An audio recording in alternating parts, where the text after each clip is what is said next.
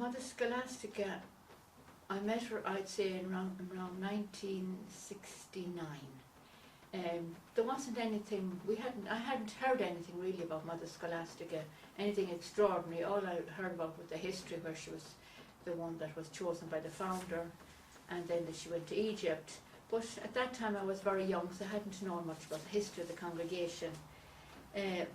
Later on, when I went to Rome, I saw this elderly sister, which was one of the elderly sisters that was there, but what impressed me most was, I used to see her going to adoration in the paper under her arm, and with great serenity about her, smile on her face, she always was smiling, very simple, impressed me her humility, and she looked with me with piercing eyes, but I don't think that she ever spoke, and maybe that's one of the regrets I have now, knowing how what a woman she was. I remember on the terrazzo, as we used to call it in Via Portoense, she used to play Dame Cinese, and always the sisters were around her, and she loved playing the Dame Cinese. Then she was down the garden and walking around, so the sisters would have spoken to her, but as I said, at that time I was a young sister, and we really weren't encouraged to speak to the older sisters.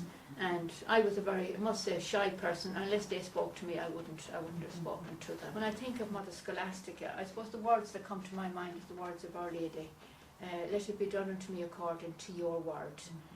I admired her faith, and I tried to imitate that she believed. She believed in the words of the founder just as much as she really believed that it was God speaking to her.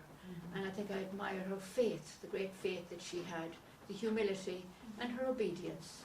She really, a lot of the things that I admire about her is, as I said, to me she's a great model for us. The reason I'd like her to see her beatified is that we would become, as I said, she'd be a model of the disciple of the Divine Master. And I think for the young people today, for our younger generation, I think that she would have something to say to them.